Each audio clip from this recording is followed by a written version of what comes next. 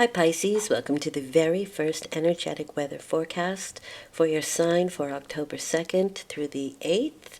This is a little energy update in between the lunar forecasts, and it just tells you what your own energy is, what you're dealing with within. And sure, it can come from outward, but it's how you're dealing with it. This is your energy levels. And the first one is your initiative energy, how you initiate things, your enthusiasm, what's going on there. All right. You have the Seven of Wands, kind of puts you in a bit of a defensive mode or feeling like you have to defend yourself. This is pretty energetic, I think, pretty lively energy. Keep your energy, keep your thinking on the high road. Don't fall below. Keep your energy up. In other words, don't fall to base thinking. Don't do it. This is somebody who is victorious because they take the high road. All right? So with your passions, with your enthusiasm, keep the energy level high, and I want to say don't get angry. It looks like you might, but try to keep that energy lofty. Your spiritual, it's the Ace of Cups. I'm sorry, you're emotional. Forgive me. You're emotional. And I say that because I think it's a spiritual card. I think it's highly spiritual. The Ace of Cups. It's inspirational. And I think inspiration comes from a high energy. I do feel like Spirit is with you this week. I do feel like you can also be inspiring. I think that is a highly emotional period. This could be a new emotion, a new emotional beginning for you. The dove is what is calling my attention, and so I do feel like we're looking for some peace. But again, I really have the feeling that there is a higher energy that is trying to catch your attention. You could be weepy. You know, tears are great catharsis when our emotional waters are too much. And so crying releases memory and a lot of emotional baggage. But I don't always feel like it's going to be that difficult, although with the Seven of Wands there, yeah, we may be trying to defend ourselves from ourselves. Do you know what I mean? We could be our worst enemy in this case. And we should look to something higher, a little bit loftier on an emotional level. Your mental acumen is the Ten of Swords. I think we're tired of overthinking. I think we've had enough of overthinking.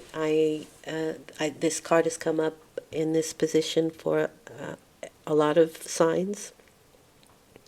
So I do think there's some end of mental activity. We're looking for some mental peace. We want to kind of stop the mental chatter, and especially the negative mental chatter, in my opinion here. This could either be dawn or dusk, and for some reason I feel like dusk makes you feel better. I'm a Pisces, and when the day is too electric for me, the dusk always brings me a calmer mind. It always makes me feel better. I just feel better when the sun starts to go down. And it's not that I don't love the sun, but that electric energy just sort of calms down, and so does my mind then. So dusk could be an important time of day for you. Might be a great time for you to meditate or to do something that quiets the mind, like knitting, reading, you know. Not even reading. That's too much mental activity. Cooking, you know what I mean? The dishes, the small things that need to get done around the house, just to help quiet the mind. And for your physical energy, you have the Three of Pentacles. This is number 3 is a creative energy. So I think there'll be some creative fluids moving through you this week, which is really, really good. There can be some nice creative activity. So it's almost like you know what it is you want to paint, you just get to it. Or you know what it is you want to build, you just get to it. There's no thinking about it anymore. There's no pondering. You just get it done. And that's a good thing.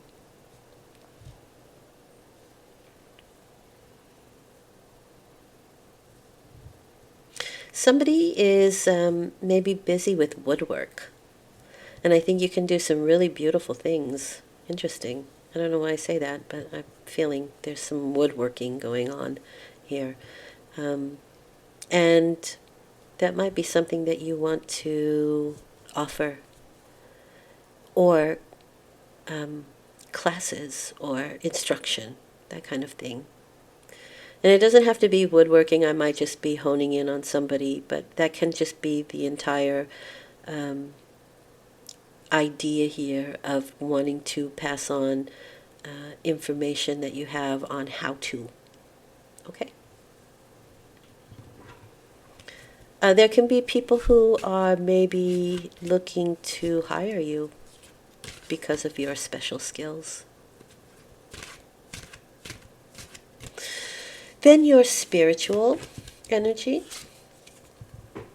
And again, this is something that has come up several times. So this is just a really big energy, some changes going on. The wheel is always turning. If you're at the top, you may go to the bottom. If you're at the bottom, you may go to the top. It doesn't really matter because the wheel keeps on turning and you'll find yourself in either position at any time. But there is a change of luck. I do feel like there is some fortune, though, because the word fortune is popping out to me. So there might be a lucky break that you get that gives you a spiritual boost. It makes your spirit sing.